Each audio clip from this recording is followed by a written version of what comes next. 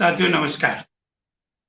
आप सभी का प्राकृतिक चिकित्सा दिवस 18 नवंबर की तैयारी के इस सेशन में आप सभी का स्वागत है। तो आज हम नेचुरोपैथी के ऊपर प्राकृतिक चिकित्सा का दर्शन, इतिहास और सिद्धांत पे बात करेंगे और इसमें हम जिसको आधार बना के चल रहे हैं वो है Bhopal CNYS certificate of yoga natural science के ऊपर जो 1 वर्ष का जो सर्टिफिकेट कोर्स होता है उसको बेस बना के अपन बात करें।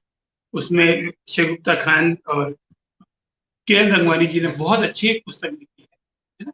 तो आज जो हम समझेंगे कि प्राकृतिक चिकित्सा का दर्शन क्या है, प्राकृतिक चिकित्सा के सिद्धांत क्या है, फिर प्राकृतिक चिकित्सा में विभिन्न चिकित्सकों के योगदान, जिसमें विदेशी भी, हिंदुस्तानी भी, भारतीय चिकित्सा, भारतीय प्राकृतिक चिकित्सक, है ना।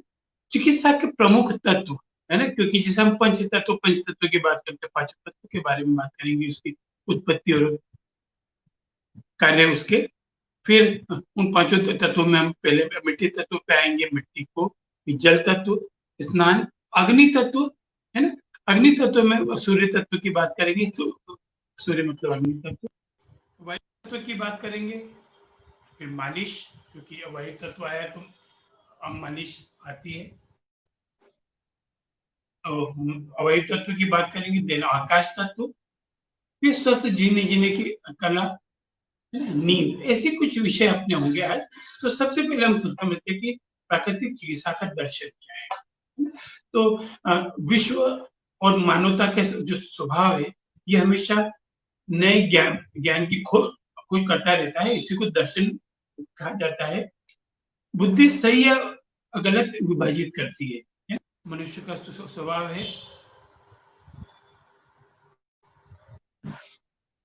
मनुष्य का स्वभाव है किसी भी विषय को जानना, और किसी भी सिद्धांत या सिस्टम के कारण जो परिणाम होता है वो दर्शन कहलाता है। प्राकृतिक चिकित्सा वस्तुतः तत्व चिकित्सा है, जिसका शाब्दिक अर्थ यदि अपन देखें, जिसे षट तत्व द्वारा त्रिताप मतलब आदि दैविक, आदि भौतिक और आध्यात्मिक, जिसमें शारीरिक रोग भी शामिल है।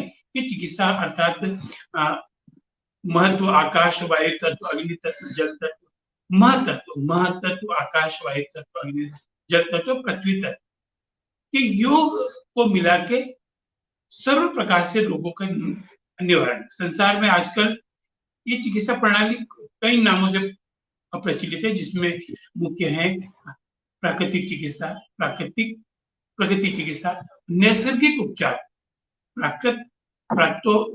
प्राकृतोपचार, जल चिकित्सा, निसर्गोपचार, स्वाभाविक चिकित्सा, कुदरती इलाज, नेचर क्योर, नेचुरोपैथी, नेचुरोथेरेपी, ऐसे कई नामों से ये प्रचलित है। परंतु सही बात तो है कि जितने भी नाम गिना है उनमें एक भी नाम इस विज्ञान के लिए प्रयुक्त नहीं होता है ना, क्योंकि यहाँ नेचुरोथेरेपी पैथी नहीं, हम स्वस्थ रहने की बात करते हैं, है ना। तो यहाँ ये जीवन जीने की कला है। इसका कारण तत्व चिकित्सा वास्तव में सभी प्रचलित जो होती है, सभी प्रचलित चिकित्सा में सर्वथा भिन्न है ना। तो हमको इसको समझना है। प्राकृतिक चिकित्सा का जो लोग रोग का इलाज केवल एक तरीका समझते हैं, वो भूल जाते हैं। लोगों को लगता है कि प्राकृतिक चिकित्सा वैज्ञानिक रोग का इलाज है। प्राकृतिक चिकित्सा वास्तव में यदि हम देखें तो जीवन जीने की एक कला है, जीवन जीने की पद्धति है। इससे हम दीर्घायु और आनंदमय जीवन जीने का आनंद ले सकते हैं। हाँ, यह सच है कि जो इस नियम में जो नियम और उनको पालन करता है, वो निश्चित ही एक अच्छा स्वास्थ्य पाता है। इसके विपरीत जो इन नियमों का पालन नहीं करता है, वो वर्तमान में तो स्वस्थ रह सकता है, पर आने वाले समय में अपने आप को बीमारी या रोगग्रस्त मान सकता है। अब यहाँ प्राकृतिक चिकित्सा दर्शन की जब अपन बात कर रहे हैं, तो हमको ये समझना है कि रोगों की उत्तम चिकित्सा प्रणाली वो प्रणाली है जिसमें शोधक, शामक और पूरक तीनों गुण एक साथ हो, जो स्वस्थ भी करे, मेंटेन भी करे और पूर्ति भी करे। और ये तीनों गुण प्राकृतिक चिकित्सा पद्धति में मौजूद है ना। इस चिकित्सा से रोग का कारण शरीर स्थित विजातीय द्रव्य को बाहर निकालकर शरीर को निर्मल बनाता है, उसका शोधन करता है ना। इस चिकित्सा पद्धति को सीधे सीधे यदि हम प्रयोग करें सरल रूप में, तो ये तत्काल आराम पहुंचाती है। ये आराम पहुंचाना इसका शामक गुण है ना। हम यदि देखें, सामान्यतः प्रकृति का जो नेचर है वो प्रतिदिन मल के रूप में, मूत्र के रूप में, पसीना हो, श्वास प्रश्वास हो, हमारे शरीर के विकारों को बाहर निकालकर शरीर के भीतर के अवयवों द्वारा ही उनका नाश करके हमें स्वस्थ, विजातीय द्रव्य का शमन करना, विजातीय द्रव्य को बाहर निकालना, और ऑटो इम्यून सिस्टम, ये हमारे शरीर का स्वाभाविक गुण है ना। इसको हमको समझना पड़ेगा, ठीक है। जैसे प्रकृति शरीर में पैदा हुए मल और विष को पेशेंट बाहर निकालती है और उसको नष्ट करके शरीर को स्वस्थ करती है। इसी रोग मुक्त करने की विधा को हम प्राकृतिक चिकित्सा कहते हैं, ठीक है। प्रकृति केवल रोगों को दूर कर सकता है और करती है, हम लोग केवल उसकी मदद कर रहे हैं। हम ये शरीर की भाषा में समझे तो हम उसको हाथ बटा रहे हैं और प्रकृति के रोग निवारण के कार्य को सहूलियत पैदा करने के लिए उसका हाथ बटाना, केवल कंट्रीब्यूशन करना ही प्राकृतिक चिकित्सा का या साधक का मूलभूत कर्तव्य होना चाहिए। तो हमारे राष्ट्रपिता महात्मा गांधी, जिनको कि 2 अक्टूबर को अपन याद करते हैं, उन्होंने अपने जीवन काल में एक बार नहीं 1000 बार ये चीज बोली है कि तन और मन को स्वस्थ रखने के लिए प्राकृतिक जीवन अपनाना, और किसी प्रकार का रोग होने पे या व्यतिक्रम होने के कारण रोग होने पर प्राकृतिक चिकित्सा ही एकमात्र बाह्य पद्धति है। बहुत सुंदर के अगर रोग संभलोगे तो रोग नहीं है, रोग हो जाए तो सबसे बड़ा जो सहयोग करेगा वो प्राकृतिक चिकित्सा है। डॉक्टरी दवाएं जिनके बारे में बात करेंगे, देश के करोड़ों लोग लाभ नहीं उठा पा रही, जैसे नहीं पहुंच रही है, हमारे लिए अभिशाप है। क्योंकि महात्मा गांधी के समय इतना औषधियों का इतना प्रचार प्रसार नहीं था, इतने अस्पताल नहीं थे। रोगों के लक्षणों को दबाकर या दूर कर देने के बाद डॉक्टर और रोगी का नाता टूट जाता है, मगर प्राकृतिक चिकित्सा अपने रोगी को जीवन जीने का तरीका सिखाती है और उनका संबंध एक पारिवारिक आध्यात्मिक संबंध बन जाता है। तो ये था प्राकृतिक चिकित्सा का, यदि अपन बात करें चिकित्सा का दर्शन। अब यहाँ हम देखते हैं प्राकृतिक चिकित्सा की परिभाषा, क्योंकि परिभाषा से उसकी मूलभूत चीजें मालूम पड़ जाती है। प्राकृतिक चिकित्सा की परिभाषा पूर्व स्वास्थ्य की परिभाषा जानना बहुत जरूरी। स्वास्थ्य की परिभाषा क्या है? स्वस्थ मनुष्य के शारीरिक, मानसिक, सामाजिक, आर्थिक और आध्यात्मिक रूप से स्वस्थ होना ही स्वास्थ्य का मूलभूत सिद्धांत है ना। अब इसमें केवल बीमारी की अनुपस्थिति ही स्वास्थ्य नहीं है। स्वास्थ्य के साथ साथ शारीरिक, मानसिक, सामाजिक, आर्थिक, आध्यात्मिक, व्यवसायिक, जिस व्यवसाय में उसको पूर्ण स्वस्थ कहा है।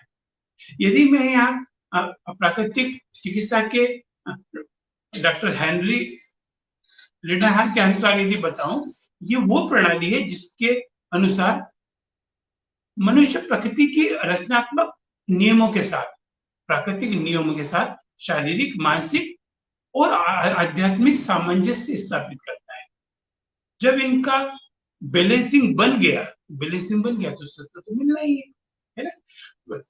प्राकृतिक चिकित्सा जीवन जीने की कला है, और जहां प्रकृति के तत्वों का उपयोग करके रोगों की रोकथाम, प्रिवेंशन और निवारण, क्योर दोनों होते हैं। अब ये तत्व कौन कौन से हैं? तो यदि हम तत्वों की बात करें तो सबसे पहला तत्व है पृथ्वी तत्व। पृथ्वी तत्व मतलब धरती मतलब मिट्टी चिकित्सा। इसमें मिट्टी चिकित्सा आती है, चुंबक चिकित्सा आती है, मसाज वगैरह आता है ना। दूसरा तत्व है जल चिकित्सा, जल तत्व, जल मतलब पानी, है ना, जल चिकित्सा। फिर है अग्नि, अग्नि मतलब तेज, ताप, सूर्य किरण चिकित्सा, है ना। फिर है वायु, वायु मतलब हवा, हवा मतलब ताजी हवा की चिकित्सा।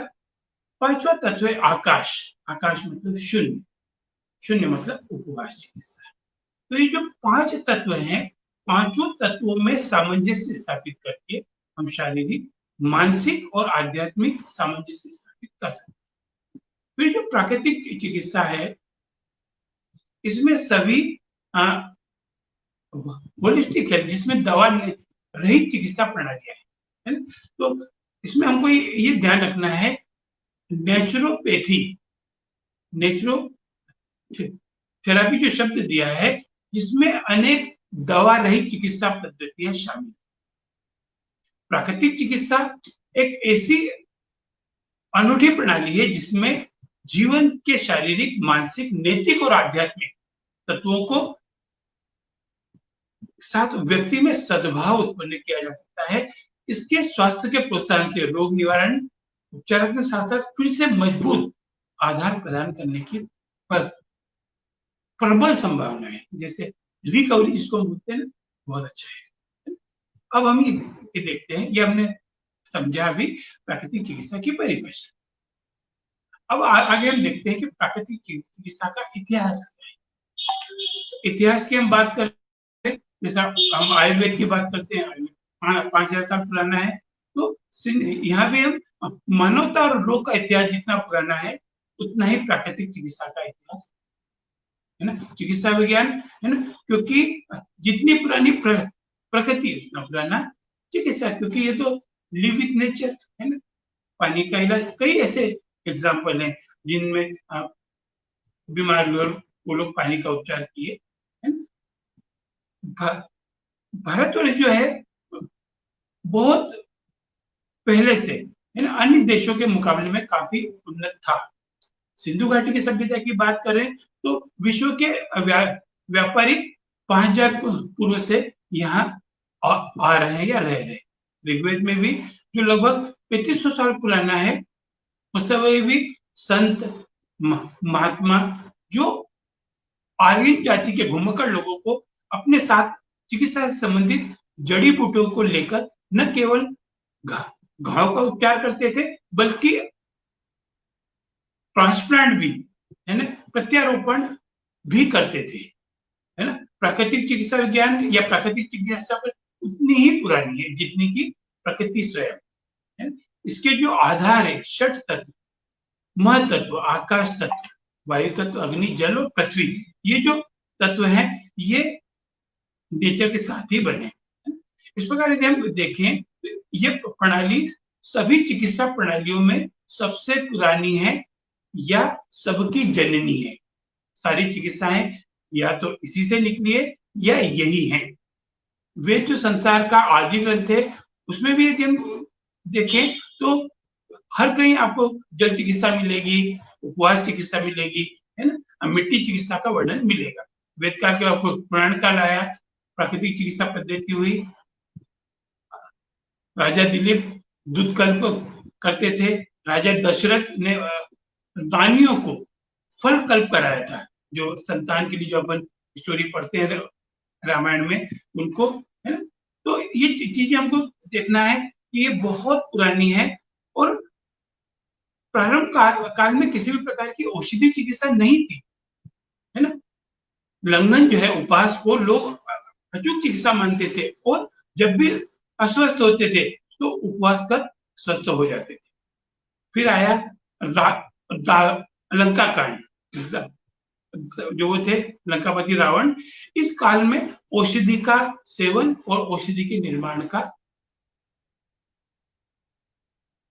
ऐसा लिखा हुआ मिलता है। रावण भोग विलास और मदिरापान करने से होने जो भी विकार हो रहे हैं, उसको उपवास द्वारा प्राकृतिक चिकित्सा से नष्ट करते थे। उन्होंने अपने वैद्यों को आदेश दे रखा था, जो कुछ भी खोज जाए वो लंघन में जरूर ऐड करे, अस्वस्थ होने पर लंघन आदि का लोगों को जरूर बताएं। वेदगण जो थे वैद्य लोग, उन्होंने राजा का आदेश माना और कुछ जड़ी बूटियों की खोज कर डाली, जिसमें लेह और काढ़ा, जो काढ़ा बनाने की पद्धतियां हैं, विभिन्न प्रकार की औषधियां तैयार। अब यहाँ क्या हुआ, जो पंच तत्व थे उन पंच तत्व से यहाँ औषधि निर्माण चालू हो गया। इसी के पश्चात औषधि का निर्माण धीरे धीरे बढ़ने लगा और प्राकृतिक चिकित्सा लुप्त होती, प्राकृतिक चिकित्सा के ऊपर आ गए औषधि चिकित्सा। औषधि द्वारा चिकित्सा सरल होने के कारण उसकी लोकप्रियता अवश्य बढ़ती गई, पर गलत चिकित्सा होने के कारण लोगों का स्वास्थ्य दिनों दिन खराब होता चला गया, है ना। और आज के स्वास्थ्य का जो हाल है वो औषधि सेवन का ही परिणाम है। हम देख रहे हैं दर्द से दवाई लिए जा रहे हैं और फिर हमारे पास कब आते हैं, जब सब दूर से थक हार जाते हैं, फिर वो नेचुरोपैथी।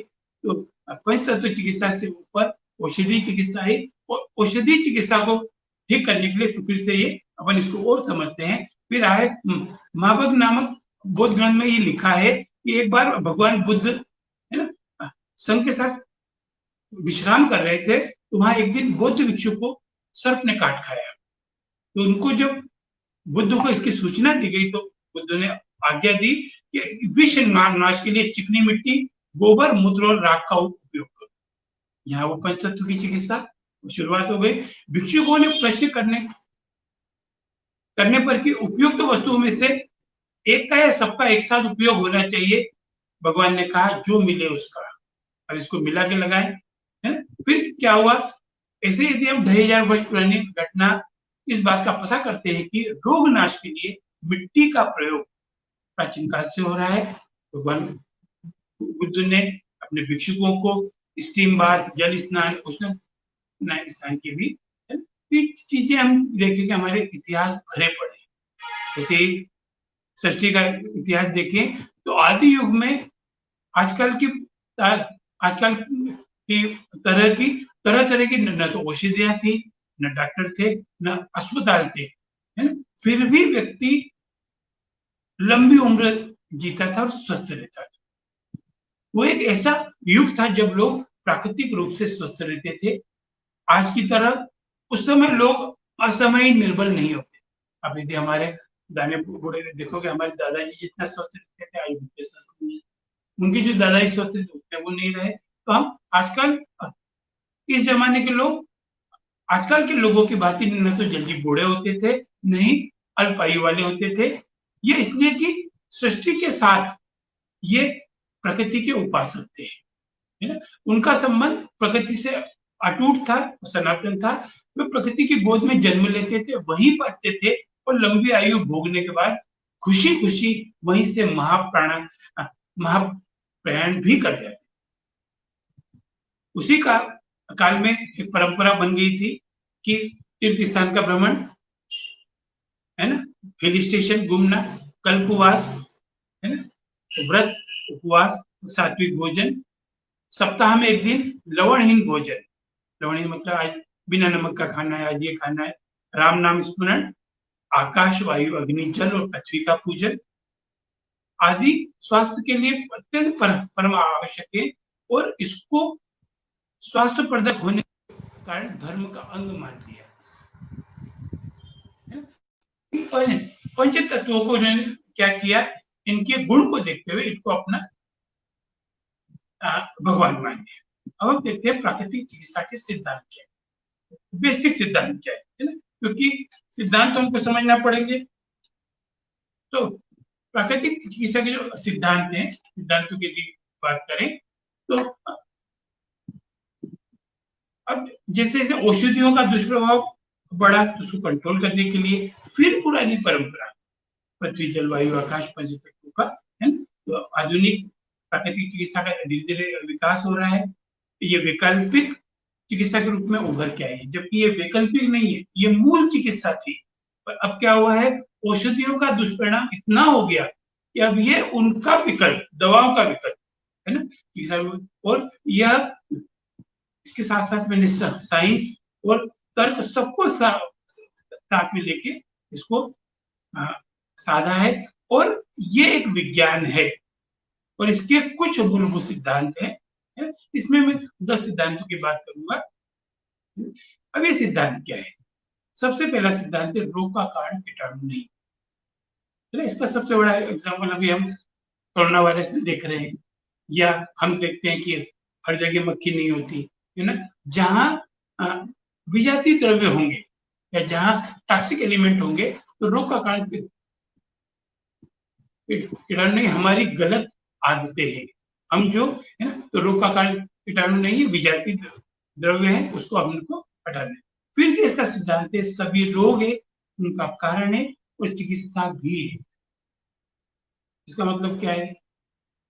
यदि मान लो जैसे नेचुरोपैथी सेंटर में कोई आ रहा है, उसका माथा बहुत दुख रहा है, हम क्या करते हैं उसको, है ना, एनिमा, मिट्टी की पट्टी दे दी, एनिमा दे दिया, बोले मेरा माथा दुख रहा है, उसको एक्यूप्रेशर कर दिया। तो हम मूल चिकित्सा यही है कि सभी रोग है, हम सबका ध्यान उसका कारण है, चिकित्सा है, ये इसका मूलभूत सिद्धांत। फिर प्राकृतिक चिकित्सा में रोग की नहीं, रोगी के पूरे शरीर की चिकित्सा। यदि हम किसी डॉक्टर के पास जाते हैं, साहब माथा दुख रहा है तो माथे की दवा अलग, पेट दुख रहा है तो अलग, आंख में तकलीफ है तो अलग। पर यहाँ क्या होता है, अगर माथा भी दुख रहा है तो हम माथे को जो ठीक करेंगे, माथा तो ठीक होगा ही, उसके साथ साथ पूरे शरीर की चिकित्सा, उसमें पेट साफ होने से लेके सारी चिकित्साएं। तो प्राकृतिक चिकित्सा रोग का इलाज नहीं करती, जबकि रोग के पूरे शरीर का ट्रीटमेंट करती है। प्रकृति स्वयं एक चिकित्सक है। बहुत सुंदर शब्द है, प्रकृति स्वयं एक चिकित्सक है। क्यों? एक ऑटो इम्यून सिस्टम हमारे अंदर 24 आवर्स हमारे साथ है। जन्म के साथ हम बढ़ते हैं, बीमार होते हैं, उसको ठंड आती है, गर्मी आती है, बरसात आती है, तो प्रकृति स्वयं अपने हिसाब से उसको डाल देती है। प्रकृति वैसे ही फल फ्रूट पैदा करती है, इसी साग सब्जियां पैदा करती है, हमको ये बात से समझ। फिर जो इसका सिद्धांत है, तीव्र रोग शत्रु नहीं मित्र। अब पहली चीज अभी देखें, रोग की अवस्थाएं क्या है। रोग की 3 अवस्थाएं होती है, तीव्र रोग, जीर्ण रोग, असाध्य रोग। First step, second step, third step. तीव्र रोग जो है, कोई भी विकार आया तो एक जैसे उल्टी होना, दस्त होना, है ना, सर्दी होना, ये सब तीव्र रोग है। अब तीव्र रोग को हमने यदि दबा दिया, तीव्र रोग जीर्ण रोग हो जाएगी, और उसको भी दबा दिया, असाध्य रोग हो जाएगी। जैसे अस्थमा, है ना, डायबिटीज, हार्ट डिसीज या किडनी डिसीज, ये सब असाध्य रोग। हमको तीव्र रोग को शत्रु नहीं मित्र समझना चाहिए। यदि आपको बुखार आया है, इसका मतलब शरीर विकार बाहर निकल रहा है, आप थोड़ा सा उपवास कर ले, लंघन कर ले, कुछ जल चिकित्सा, मिट्टी चिकित्सा कर ले, अपने आप को ठीक कर ले। पर हम क्या किया, तीव्र रोग आया, उसको शत्रु समझ लिया, तो वो हमारा मित्र है, उसको शत्रु न समझे। फिर इसका जो सिद्धांत है, रोग निदान के लिए विशेष ज्ञान की आवश्यकता नहीं। यहाँ थोड़ा सा मैं सुधार करूंगा, अगर आप होलिस्टिक हीलर हो तो आपको ज्ञान होना जरूरी है, पर उतना ज्ञान की जरूरत है कि डीप नॉलेज की जरूरत है। पर इतना तो नॉलेज होना चाहिए कि बीपी कितना होना चाहिए, बीपी कैसे देखा जाता है ना, शुगर लेवल कितना होना चाहिए, कोलेस्ट्रॉल कितना होना चाहिए, हीमोग्लोबिन का लेवल क्या है, हीमोग्लोबिन के, ये चीजें हमको ज्ञान होना चाहिए। पाचन क्रिया क्या है, किडनी कैसे काम करती है, सामान्य ज्ञान। और यदि आप चिकित्सक हो या होलिस्टिक हीलर हो, आपको ये चीजें, पर इसके लिए डीप ज्यादा वो चिरा फाड़ी वाले नॉलेज की जरूरत नहीं है। और गांधी जी तो बोलते हैं कि आप यदि अपने आप को स्वस्थ कर लेते हो, आप चिकित्सक हो, रोग निदान कर सकते। जीर्ण रोग के आरोग्य में लाभ में समय लग सकता है, तो जो मैंने बताई, पहली स्टेप तीव्र रोग, जीर्ण रोग, असाध्य रोग। तो यदि तीव्र रोग को ठीक कर लिया तो इसके रिजल्ट तुरंत मिल जाते हैं 7 दिन पर। और जीर्ण रोग हो गया तो इसको थोड़ा समय लगेगा, है ना। इसी प्रकार असाध्य रोग हो गया तो और ज्यादा टाइम लगेगा। हमको ये समझना पड़ेगा हम रोग को कितना पाल रहे, कौन सी स्टेज में। पर यहाँ एक चीज और इसके जो सिद्धांत में आता है कि प्राकृतिक चिकित्सा में दबे रोग उभरते हैं, ये जरूरी नहीं है, पर हमारे पास कोई भी साधक आता है तो उसको ये बताना जरूरी है, क्योंकि कईयों को उभर सकते हैं। जैसे किसी का ट्रीटमेंट किया, उसको उभाड़ आया, तो उस समय वो तुरंत अपने चिकित्सक को फोन करे, अपने उपचारक को फोन करे कि मुझे ऐसा ऐसा हो रहा है, तो उसका वो है ना। तो यहाँ उसके लिए मेंटली प्रिपेयर रहना है कि, क्योंकि इसमें दबे हुए रोग निकलते हैं। फिर जो प्राकृतिक चिकित्सा है, प्राकृतिक चिकित्सा में शरीर, मन और आत्मा तीनों की चिकित्सा एक साथ की जाती है। तो यदि हमें मन शांत करना है तो शरीर आत्मा को शुद्ध करना जरूरी है। फिर जो एक सिद्धांत है ना, प्राकृतिक चिकित्सा में विषैली दवाइयों का स्थान नहीं है। अब यहाँ प्राकृतिक चिकित्सा में औषधि का स्थान है, ऐसा इसलिए नहीं बोला क्योंकि हम लोग पानी पीते हैं तो हम उसको भी मानते हैं औषधि है ना। औरडी का चूर्ण ले रहे हैं, त्रिफला का चूर्ण ले रहे हैं, उसको भी औषधि मानते हैं। तो विषैली जो औषधियां होती है, जो नुकसान करती है, उनका नशीली औषधियों का कोई स्थान नहीं। तो हमको ये चीजें समझना पड़ेगा कि आधुनिक चिकित्सा पद्धति, एलोपैथी चिकित्सा में जो फर्क है, वो रोग का कारण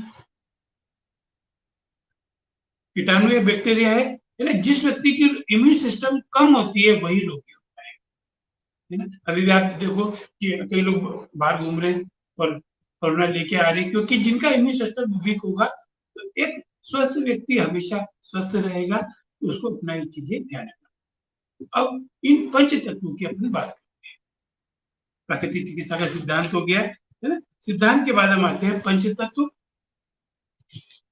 प्रकृति की चिकित्सा 5 तत्वों पे है ना वो करती है, पर पंच तत्वों के पहले कुछ मैं चिकित्सकों के नाम देना चाहूंगा, क्योंकि चिकित्सक जो है, जिन लोगों ने इस पे बहुत काम किया है, हिपोक्रेट्स है ना, ग्राहम, केलांग है ना,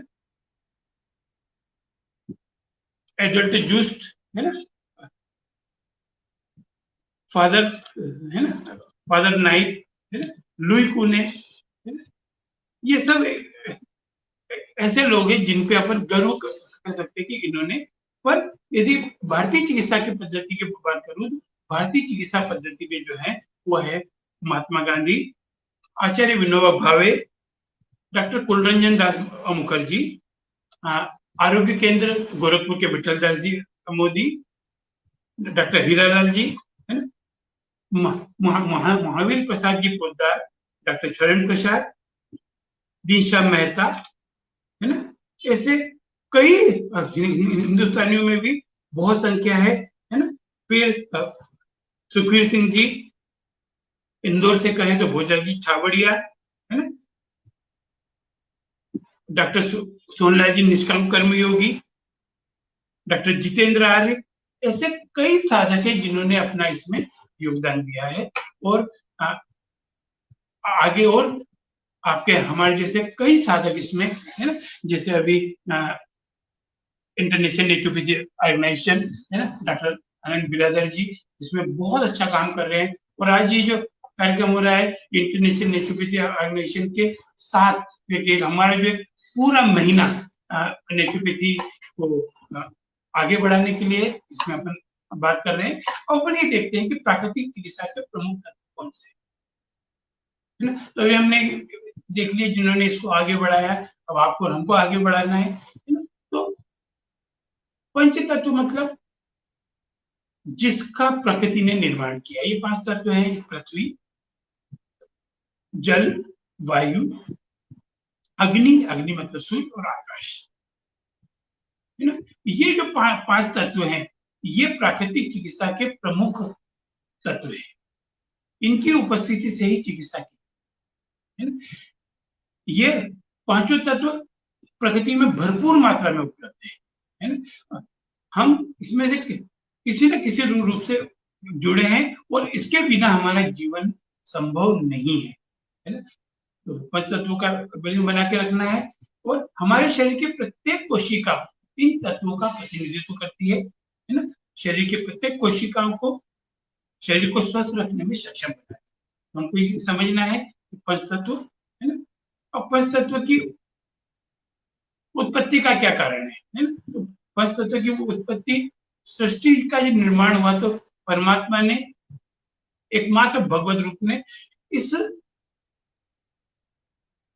चेतना को बनाया। सबसे पहले आकाश तत्व, आकाश तत्व उत्पन्न हुआ, अन्य चार तत्वों को है ना अवकाश देना, सबसे बाहर भीतर वर्तमान रहना तथा प्राण और इंद्रियों को मन में आश्रय होना, ये आकाश तत्व है ना। ये आकाश तत्व को इथर या स्पेस भी कहते हैं। तो अभी हम यदि आकाश तत्व की हम बात करें तो सबसे पहले हम धन्यवाद देंगे सर्वगुण संपन्न ईश्वर।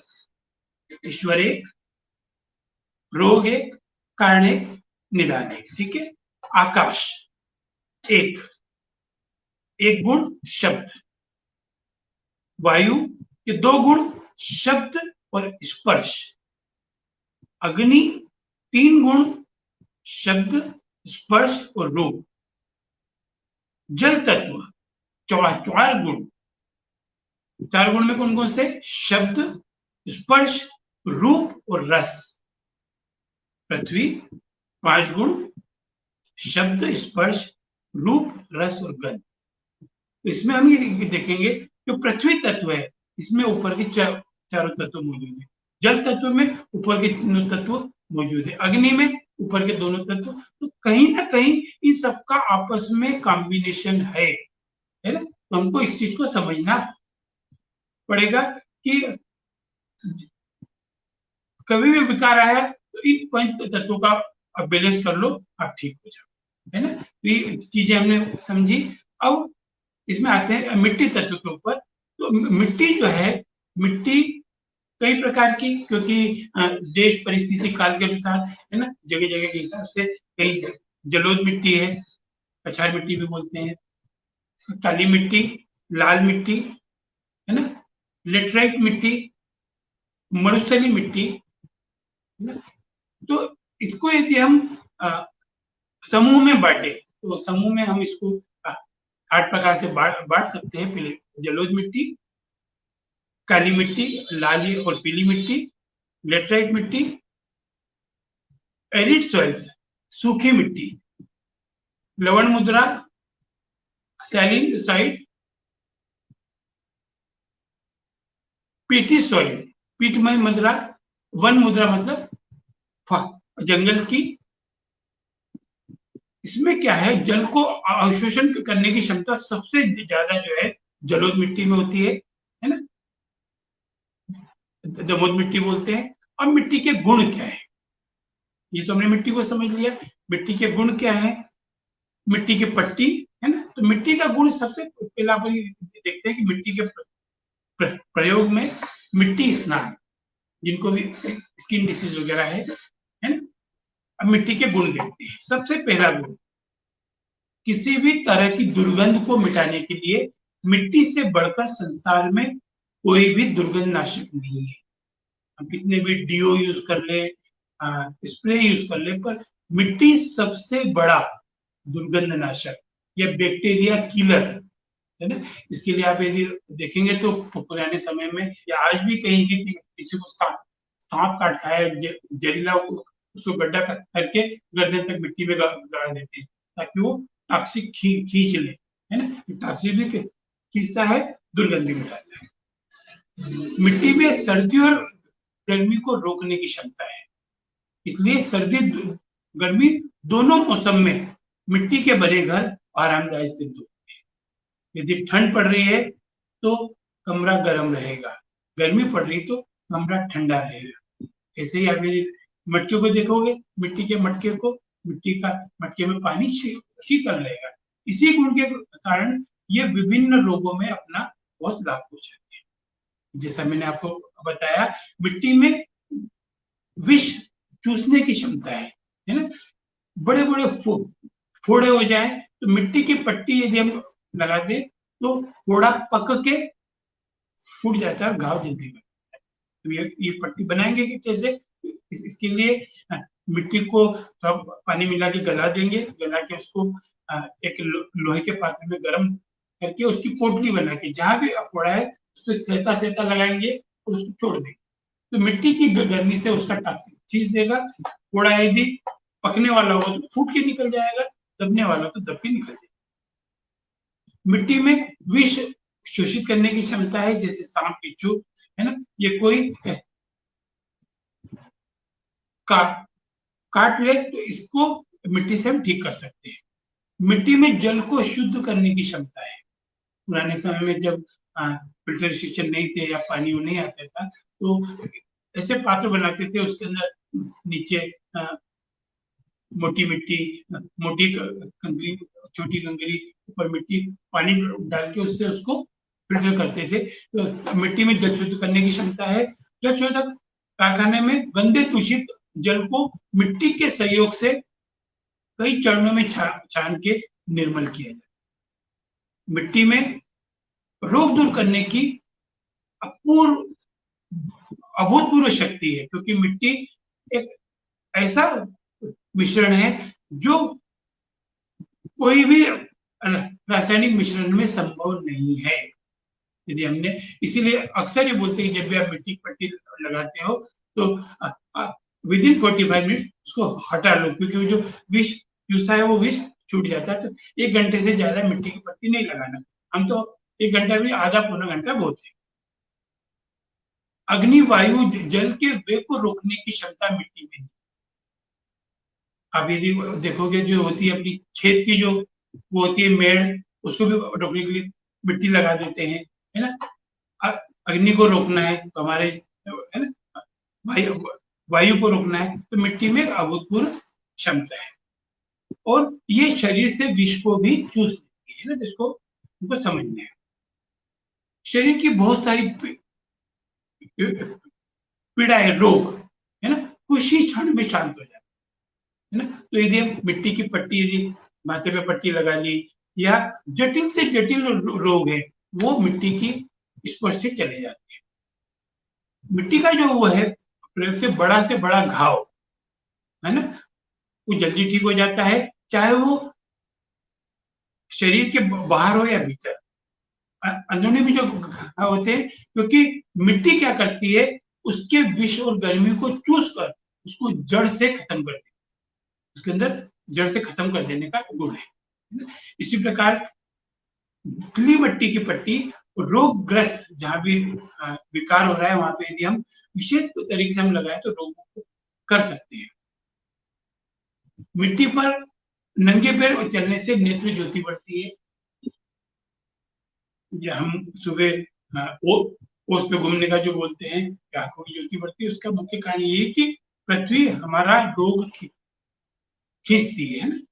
तो नंगे पैर पृथ्वी के संपर्क रहने से पैर मजबूत होते हैं, स्वास्थ्य सुडोलता आती है, और ब्लड सर्कुलेशन बराबर होने से गंदगी और दुर्गंध निकल जाती है, और बीमारी नहीं होती। जो एड़ी फटना, पंजे फटना, ये तकलीफें ये नहीं होती। पाचन संस्था मजबूत होता है। इससे होता क्या है, बीपी वगैरह जो है, बीपी, डायबिटीज, ये रोग हमारे आश्चर्यजनक रूप से दूर हो जाते हैं।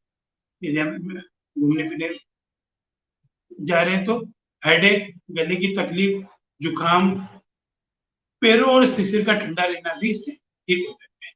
अब ये मिट्टी की पट्टियां, तो मिट्टी की पट्टी की यदि अपन बात करें तो मिट्टी की पट्टी जो होती है, मिट्टी की होती है एक गर्म पट्टी, है ना।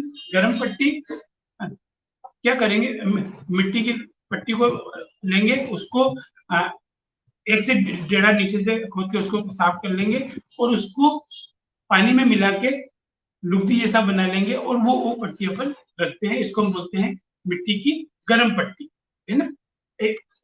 ऐसे यदि हम देखेंगे आगे, मिट्टी की ठंडी पट्टी, मिट्टी को पानी में गला लिया, गली में गला के उसकी पट्टी बना ली, 1 से 1.5 इंच मिट्टी ली। अंतर क्या है कि गर्म पट्टी को गर्म किया है, ठंडी पट्टी को ठंडा किया है। अंतर क्या है कि गर्म पट्टी थी, उसको हम उन्हीं चीज से ढक देते ताकि उसकी गर्मी बनी रहे और अंदर के विकार। ठंडी पट्टी को भी अपन को खुला रहने देते हैं मिट्टी की पट्टी में।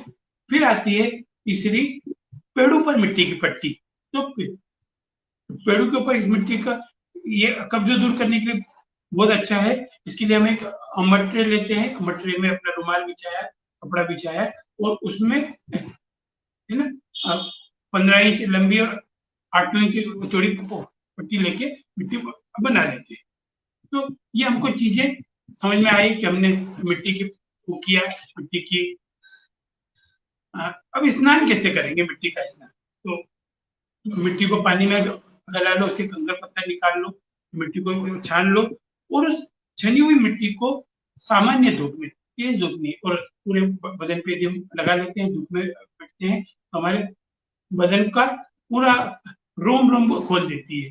फिर उसके बाद अपने आप को सूख जाती है वो धूप से या शरीर की गर्मी से।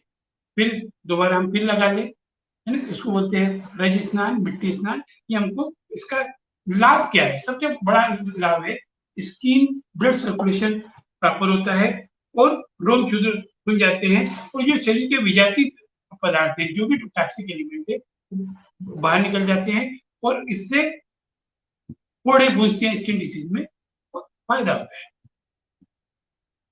गीली मिट्टी स्नान, है ना, ये भी है ना, हमने जो पहले जो किया था वो रज स्नान किया, अभी मिट्टी स्नान। इसमें भी क्या करते हैं, बारीक पिसी हुई या छरी मिट्टी को लेके उसको लेकर बना के धूप में लेटना है ना, ये भी उसी की तरह है। पर इसमें हमने क्या किया, गीली मिट्टी से स्नान किया। सावधानी क्या रखना है, क्योंकि नजर हटी दुर्घटना घटी, तो उनको सावधानी में सबसे बड़ी सावधानी रखना है कि हमेशा मिट्टी की शुद्धता का ध्यान रखना है।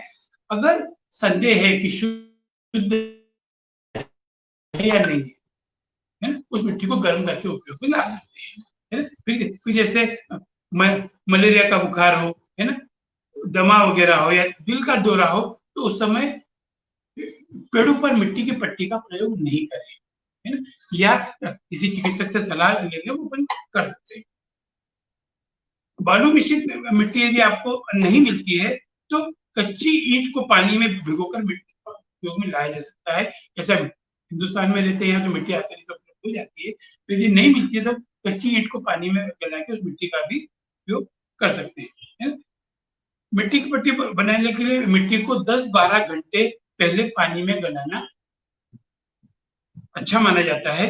भिगो हुई मिट्टी का उपयोग 4-5 दिन में कर लेना चाहिए। अब मैं ये नहीं बोलूंगा कि आप मिट्टी गला और लगा लो या 15 दिन पुरानी लगी हो गला लो। हमेशा ध्यान रखना 10 से 12 घंटे पहले की गली हो मिनिमम, और 5-7 दिन से ज्यादा गली हुई नहीं हो, इस बात का ध्यान रखना।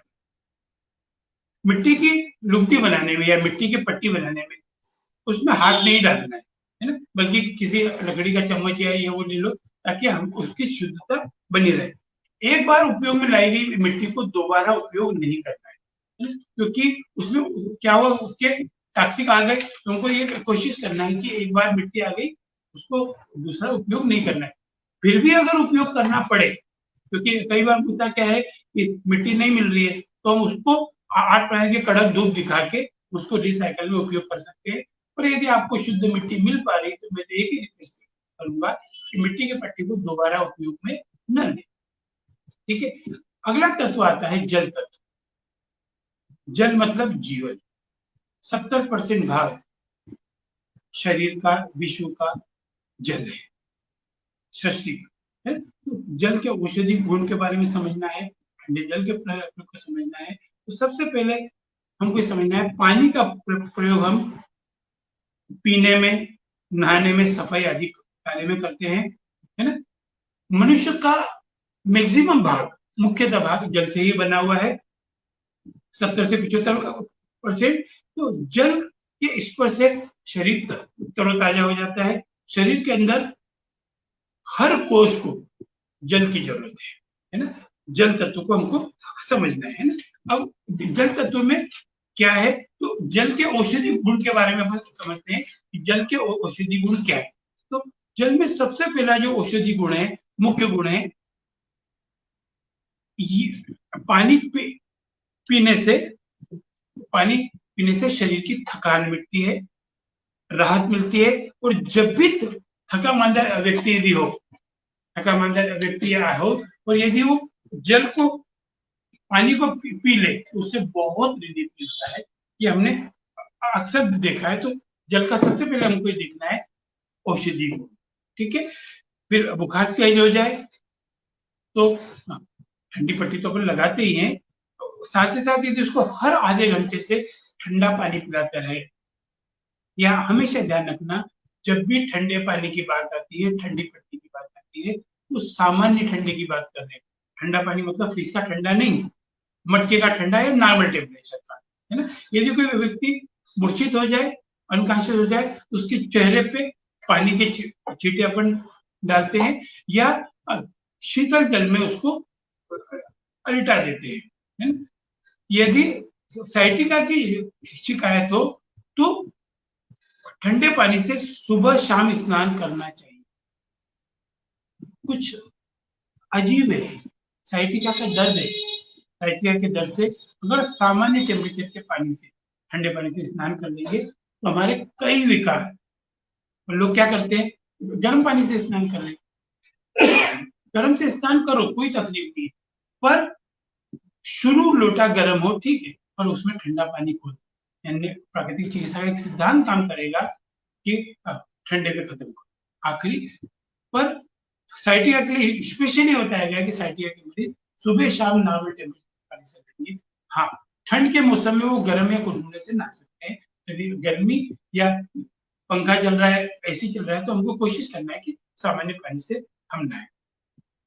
हिस्टीरिया के रोगी को, है ना, स्नान करने के से जो दौरा आता है बाबा हिस्टीरिया का, वो कम हो जाएगा, उसका आवेग कम हो जाएगा, ये देखा गया है।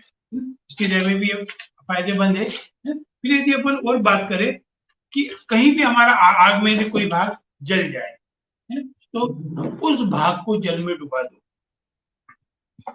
कोई भी भाग हमारा जल गया और उसको तब तक उसमें डाले रखो जब तक कि जलन। अभी एक सराफा व्यापारी थे, वो लोहा अपना सोना गलाने का काम करते, चैन गलाने का काम करते, तो सोना निकाल के भट्टी में रखा था, एक व्यापारी ने उसको उठा लिया। अरे बाप रे, वो जलता हुआ वो उनके हाथ में। अब यदि वो हाथ से छोड़ दिया, उनको छाला पड़ना निश्चित। और वहां जो पुराने लोग बैठे होते हैं, इनको बुजुर्ग कहते हैं, उन्होंने उसको हाथ पानी में और आसपास से बर्फ बुला के ठंडे पानी में बाहर निकाले, जलन और फिर हाथ रख दिया। अब विश्वास मानिएगा, आधे पौने घंटे बाद जब उनका हाथ निकाला तो पूरा हाथ सामान्य था। नहीं तो हाथ गया था दस्तदारी की छुट्टी पे, फफोले हो जाते, घाव हो जाते। तो जल इतना बढ़िया काम करता है ना। तो इसको तब तक करना है जब तक कि पूरी तरह जलन बंद नहीं हो जाए। अस्थमा या दमा हो तो रोगी को उठ के सुबह 1 गिलास गुनगुना पानी पी लेना चाहिए। यदि मौसम ठंडा हो तो, मौसम यदि सामान्य हो तो बिस्तर पर रखा हुआ लोटे का जल पीना चाहिए। जल हमारे शरीर को शुद्ध तो करता ही है, पर इसमें की कमी से हमारे अंदर विजातीय द्रव्य इकट्ठे हो जाएंगे और विजातीय द्रव्य बाहर नहीं निकल पाएंगे। हमको ध्यान रखना है, पानी पीना है ताकि पसीने और मूत्र के रूप में ये बाहर निकल जाए, है ना। फिर पानी के पर्याप्त मात्रा सेवन करेंगे तो ये पोषक तत्व भी बॉडी में अवशोषित होंगे, बॉडी में लगेंगे। तो हमको ये ध्यान रखना है, पानी की मात्रा एक्सेस भी नहीं होना, कम भी नहीं होना। पानी को धीरे धीरे यदि घूट करके पिएंगे तो जो भी हमने विटामिन मिनरल्स खाए ये बॉडी में टिकेंगे। यदि हमने पानी जल्दी जल्दी पी लिया, ज्यादा पानी नहीं, पर्याप्त पानी पीना जरूर। और इसके लिए सबसे अच्छा है कि सुबह उठ के पानी, भोजन के 2 घंटे बाद शाम को भोजन। अब रक्त बनाने में आंतें बहुत बड़ा रोल करती है। यदि छोटी और बड़ी आंत, इंटेस्टाइन लार्ज और जो वो है स्मॉल और लार्ज इंटेस्टाइन, तो उसके लिए रक्त निर्माण और उसका प्रवाह डिस्ट्रीब्यूशन में बहुत आनंद देता है यदि जल पर्याप्त है तो। जो लोग पानी पीने में कंजूसी करते हैं उनको कब्जियत की शिकायत हमेशा बनी रहेगी, है ना। पर्याप्त जल की मात्रा से, है ना, हाथों की सक्रियता बढ़ेगी, है ना, मल निष्कासन में तकलीफ नहीं आएगी, बवासीर, फिशर, फिस्टुला, है ना, हर्निया जैसी बीमारी नहीं होगी। अभी जो बीमारियां हैं इसको बोलते हैं बवासीर, हर्निया, फिशर, ये सब क्या है, ये इसके रिजल्ट्स है। जो बोलते हैं ना तीव्र रोग, जीर्ण रोग, असाध्य रोग है, ये वो रोग है जो बढ़ गए, तो ये हमको पानी पीना पड़ेगा, है ना। अगर आप मोटापे से परेशान है तो पानी डट कर पिए।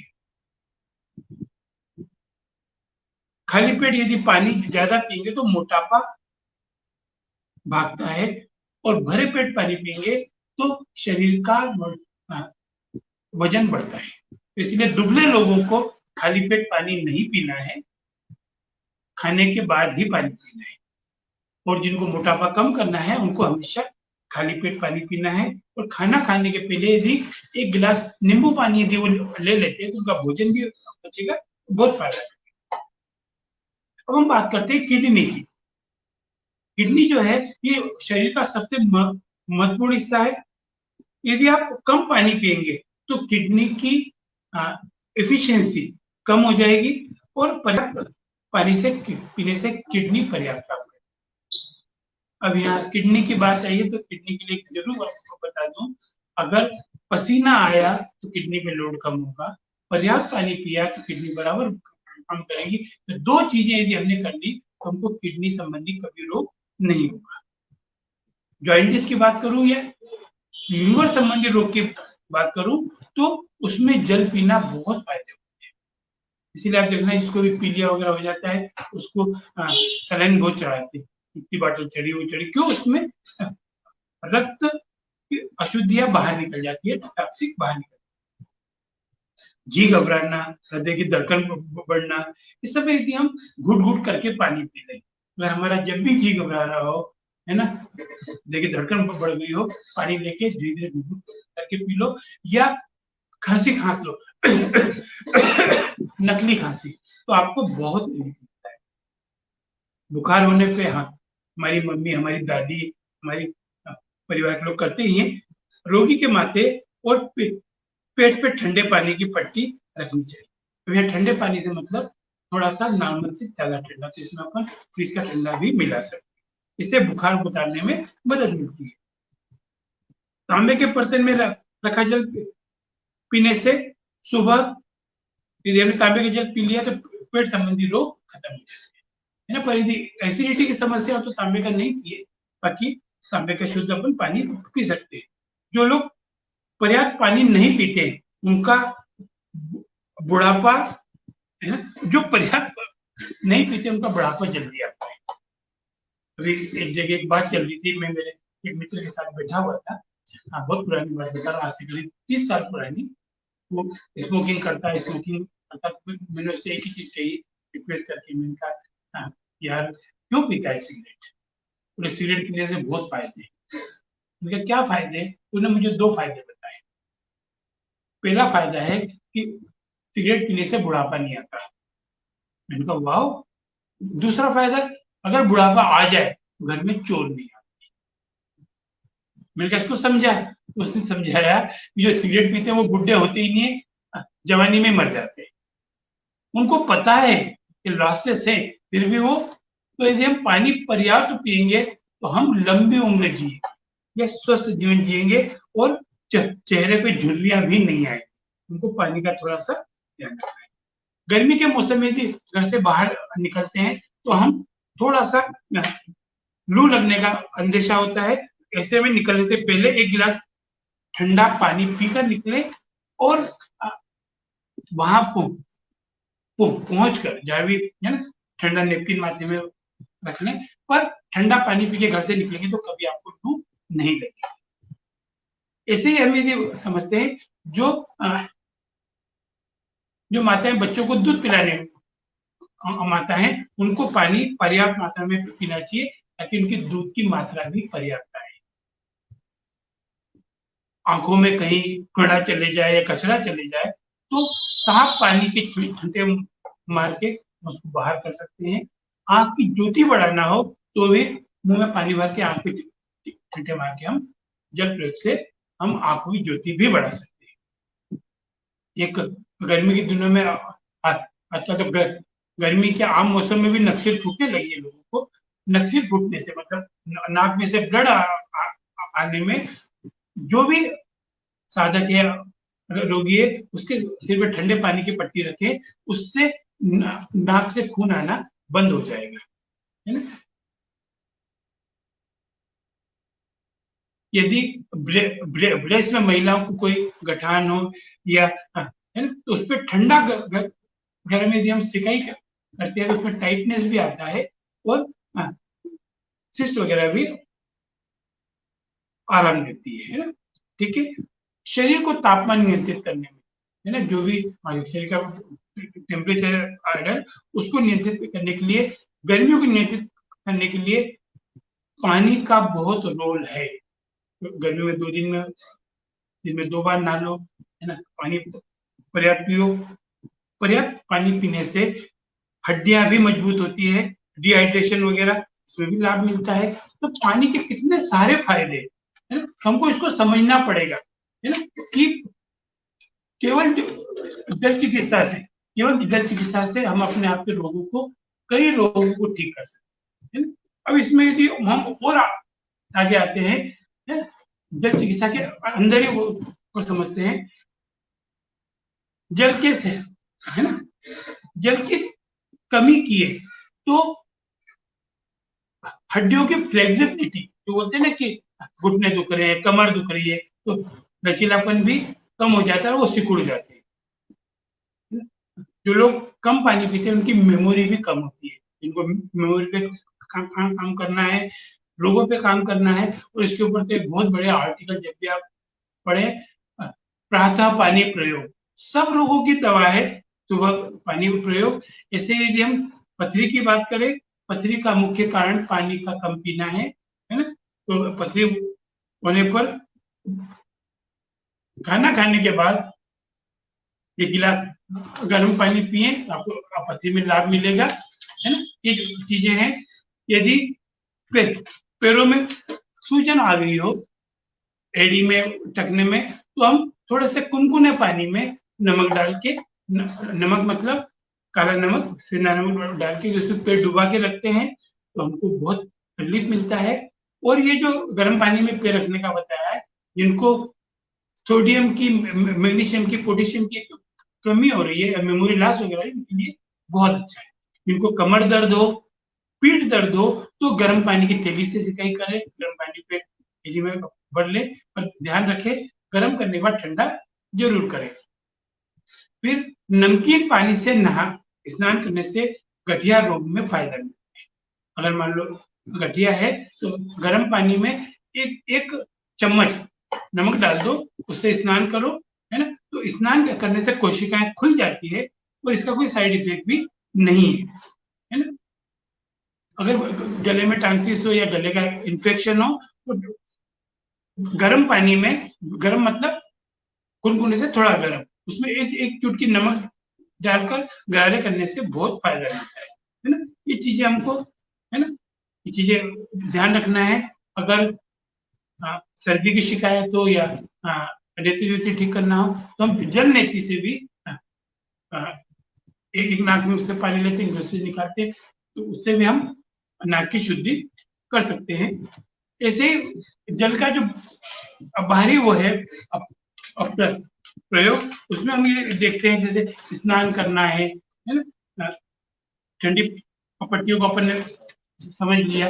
ये सब चीजें ऐसी है जो हमको प्राकृतिक चिकित्सा में ऐसे आता है। फिर अग्नि तत्व, अग्नि तत्व की बात करें, अग्नि तत्व मतलब सूर्य चिकित्सा। सूर्य चिकित्सा के ऊपर अपन ने कलर के ऊपर सारी बात किया है, उसके कलर का स्वभाव क्या है ना, तो इन चीजों को हमको समझना पड़ेगा, है ना। तो रंग के गुण क्या है ना, तो जैसे सबसे पहला रंग आता है ना, नीला आसमानी रंग। उसके नेचर को हमको समझना है, उसका नेचर क्या है ना। फिर आता है लाल रंग, पीला रंग, इसके ऊपर आप एक पूरा एक सेशन बना हुआ है सूर्य किरण चिकित्सा पे, आप उसको भी देखेंगे, उसको डिटेल से समझ सकेंगे, है ना। तो ये आज हमने प्राकृतिक चिकित्सा के दर्शन सिद्धांत के इंट्रोडक्शन को समझा, है ना। तो इसको हमको समझना है, अपनाना है, और आने वाले जो 4 लेक्चर और हैं प्राकृतिक चिकित्सा में, उनको अपन अलग अलग उसमें समझेंगे। तो मैं तो एक ही रिक्वेस्ट करूंगा, जितना इसको शेयर करें, समझें और अपनाएं। जी डॉक्टर मयंक जी।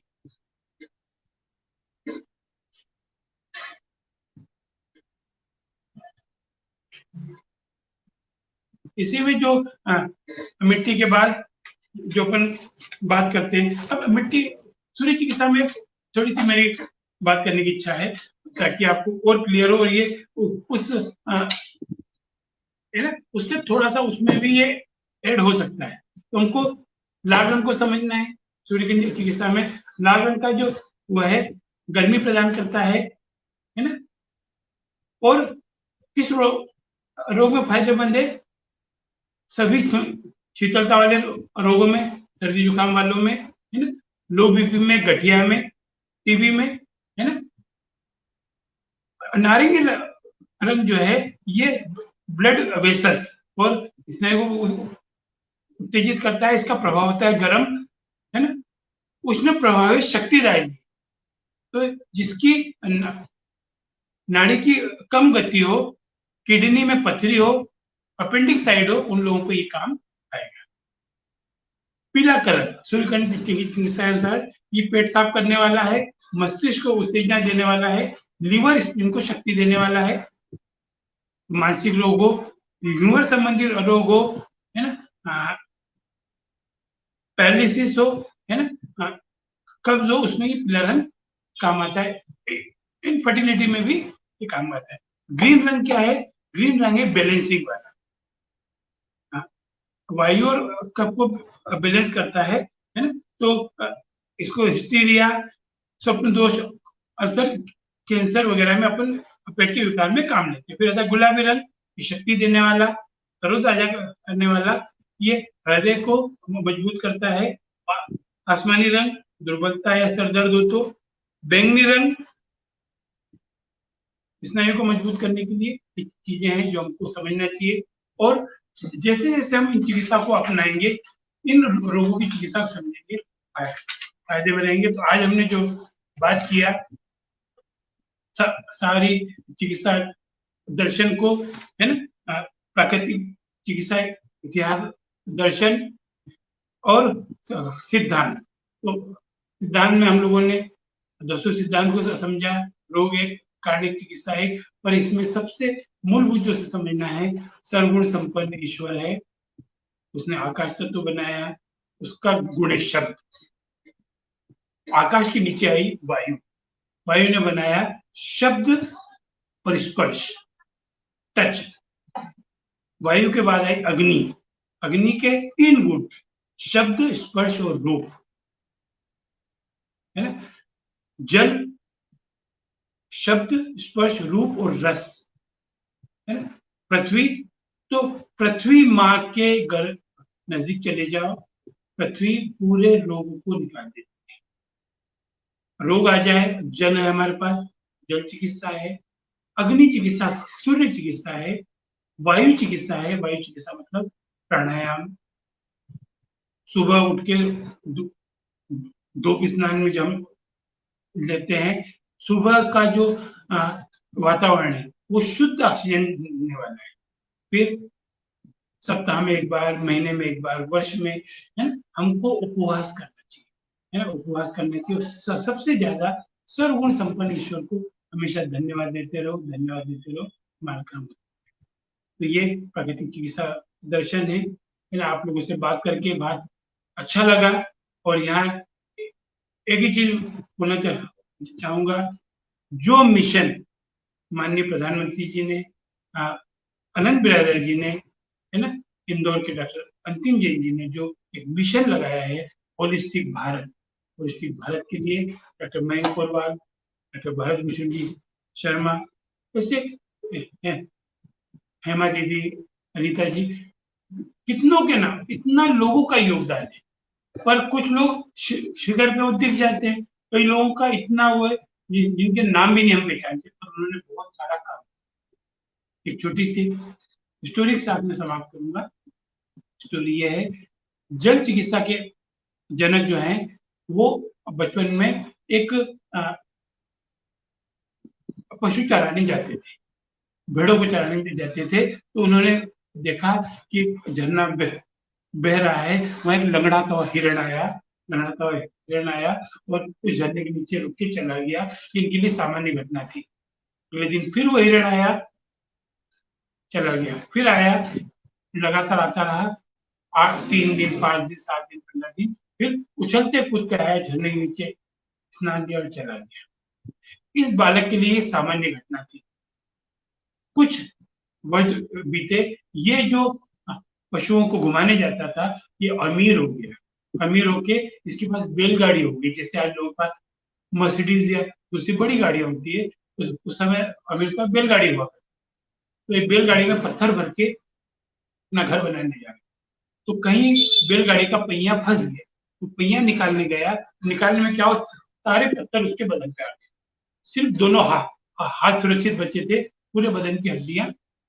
वहां के वैद्यों को बुलाया, वैद्यों ने एक ही कहा, कुछ नहीं हो सकता, पूरे बदन की हड्डियां टूटी हुई है। ये बंदा लेटा हुआ आराम करके मौत का इंतजार कर रहा था।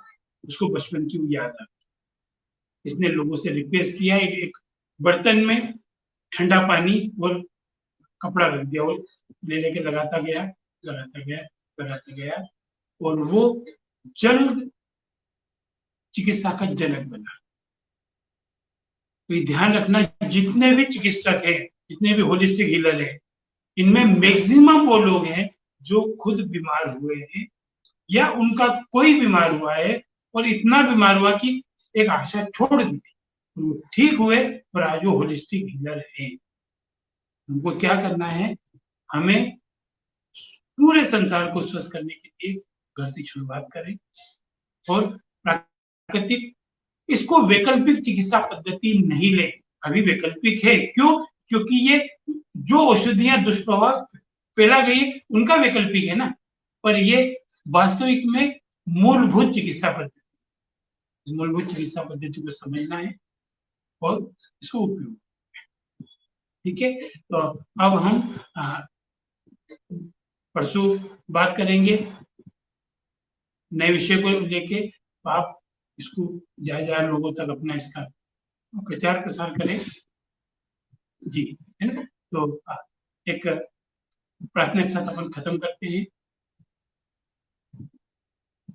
आत्म साक्षात्कार प्रेक्षा ध्यान के द्वारा, आत्मनात्मावलोकन है यही दर्शन, है यही दर्शन। अंतरात्मा में सहज हो सत्य का स्पर्शन, सत्य का स्पर्शन। हो रहा उपचार इस अवदान के द्वारा, आत्म साक्षात्कार प्रेक्षा ज्ञान